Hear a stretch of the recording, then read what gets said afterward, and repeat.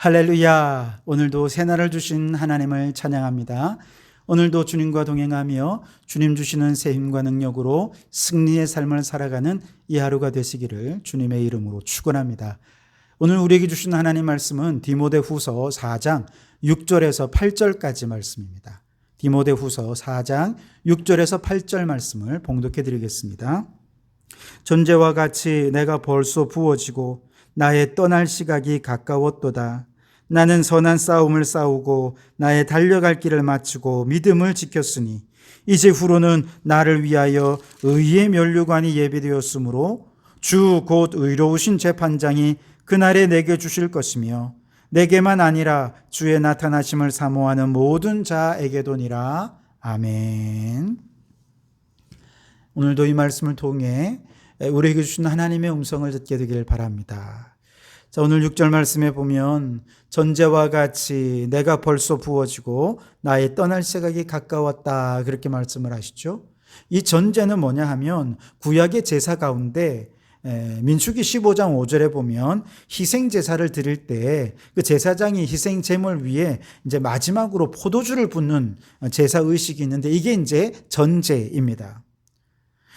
그런데 이 전제는 제물이 온전하게 하나님께 바쳐지는 것을 아주 상징적으로 드러내는 의식이라고 할 수 있습니다. 다시 말해서 바울이 전제와 같이 내가 벌써 부어졌다라고 고백할 때 이 말은 하나님의 영광을 위해 나 자신의 순교의 피를 흘리면서 내 모든 삶이 하나님께 바쳐지게 되었다라고 하는 의미인 것이죠. 지금까지도 바울은 전제와 같이 부어지는 사역을 감당해 왔죠. 그래서 로마서 12장 1절에 그러므로 형제들아 내가 하나님의 모든 자비하심으로 너희를 권하노니 너희 몸을 하나님이 기뻐하시는 거룩한 산 제물로 드리라. 이는 너희가 드릴 영적 예배니라. 아멘. 바울 자신이 그렇게 살아왔다는 거예요. 자신의 모든 삶을 산 제물로 드리면서 매일 매 순간을 영적 예배를 드리는 삶을 살아왔다는 것이죠. 그렇게 매 순간 하나님께 자신을 전제와 같이 부어드리는 삶을 살았습니다.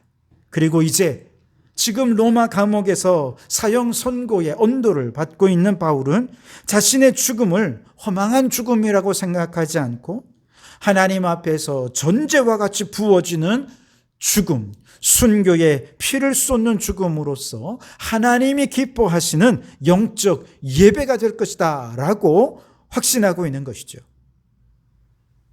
이러한 희생의 제사는 다 화제입니다.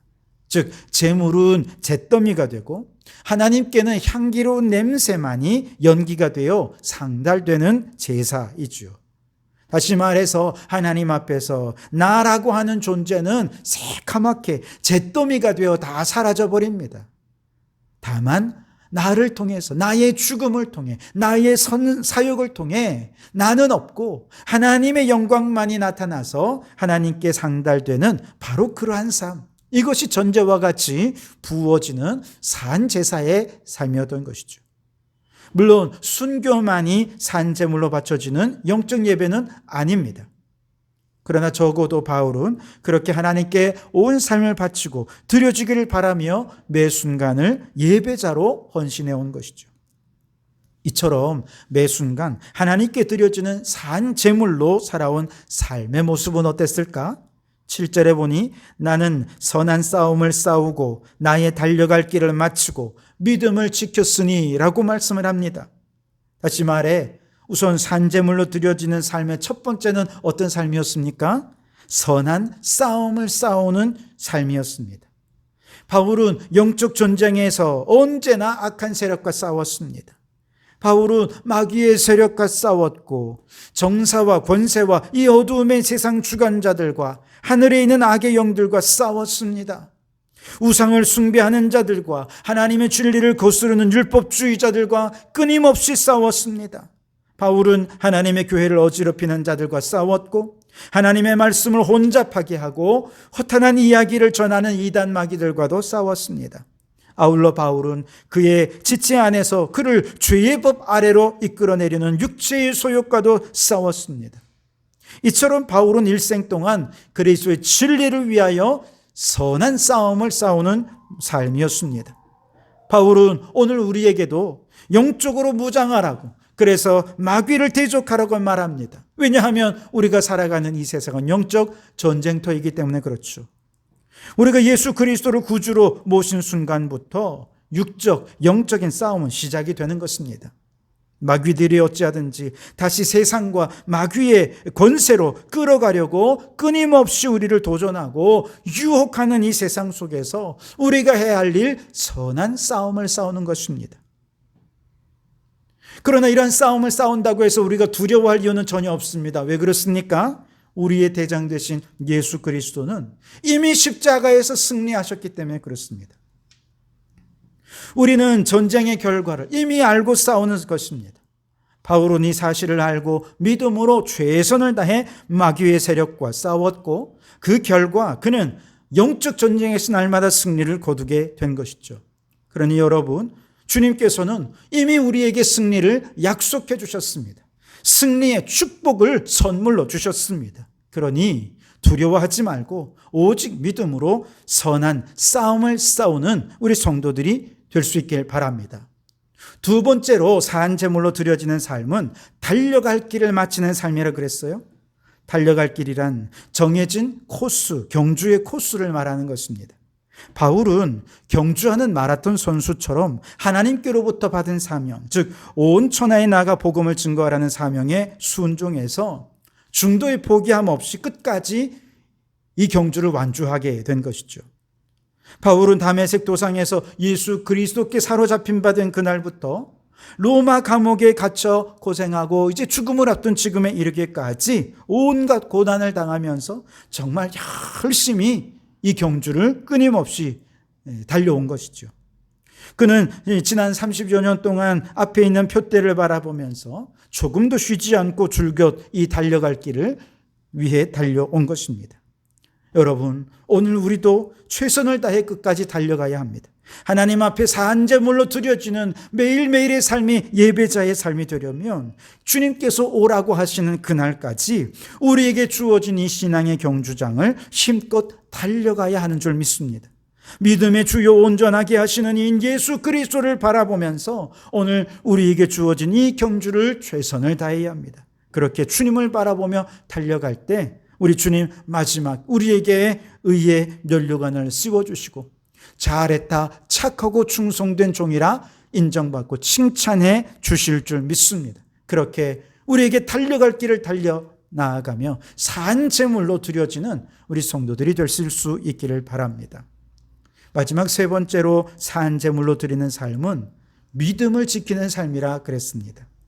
여기서 믿음을 지켰다는 말은 하나님 앞에서 충성을 다했다는 뜻입니다. 전쟁터에서 상관의 명령을 목숨처럼 받들고 충성하는 군인들처럼 바울은 주님의 명령에 순종하며 살았습니다. 오늘 우리도 무슨 일이 있어서도 주님이 우리에게 명령하신 것이 분명하다면 아멘하고 순종하고 그 명령을 끝까지 지키는 충성된 주의 일꾼이 되어야 하겠습니다. 하나님께 쓰임받은 귀한 일꾼들을 보십시오. 그들은 모두가 다 끝까지 믿음을 지킨 충성된 주의 일꾼들이었습니다. 경주자가 규칙대로 경주를 해야 되는 것처럼 우리 성도들 역시 이 세상에 살면서 올바른 믿음으로 하나님의 말씀의 기준을 따라 살아가야 하는 것이죠. 말씀을 지키는 믿음, 말씀대로 사는 믿음, 행하는 믿음, 여러분, 이것이야말로 하나님이 기뻐하는 믿음입니다. 그저 앞에서는 입술로 믿습니다 하지만 뒤에서는 불평, 불만하고 이웃과 소리내어 다투고 말씀을 실천하지도 않는다면 그건 온전한 믿음이라 말할 수 없겠죠. 그래서 우리는 주님 앞에 가는 그날까지 말씀대로 순종하며 사는 자가 되어야 합니다. 말씀을 굳건히 지키십시오. 신앙생활 하다가 낙심될 때, 상처받을 때, 먼저 믿은 사람들과 어떤 일로 갈등이 생겨서 때로는 교회를 떠나고 싶은 마음이 생길 때 여러분 결코 교회를 떠나서는 안 됩니다. 그럴 때 우리는 자리를 끝까지 지켜야 됩니다. 이것이 성경의 가르침입니다. 한 세 사람은 서로 화평하게 하는 존재입니다. 원수와도 같은 이방인과 유대인을 서로 하나 되게 하신 것이 예수의 피라면 내가 원수같이 여기는 그 사람과도 하나 되게 하시는 분이 성령님이십니다. 주님의 십자가입니다. 그러니 그 십자가를 붙잡고 교회를 끝까지 지켜내고 하나됨을 위해 힘을 쓰면서 끝까지 믿음을 지키는 우리 성도들이 될 수 있어야 하겠습니다. 네 번째로 산제물로 드리는 삶은 영광스러운 미래를 바라보는 삶입니다. 오늘 8절 말씀해 보시면 이제 후로는 나를 위하여 의의 면류관이 예비되었으므로 주 곧 의로우신 재판장이 그날에 내게 주실 것이며 내게만 아니라 주의 나타나심을 사모하는 모든 자에게도니라 라고 말씀을 하시죠. 바울은 자기가 모든 사역을 마치고 최선의 경주를 끝내고 난 후에 하나님의 칭찬받기를 간절히 소망했습니다.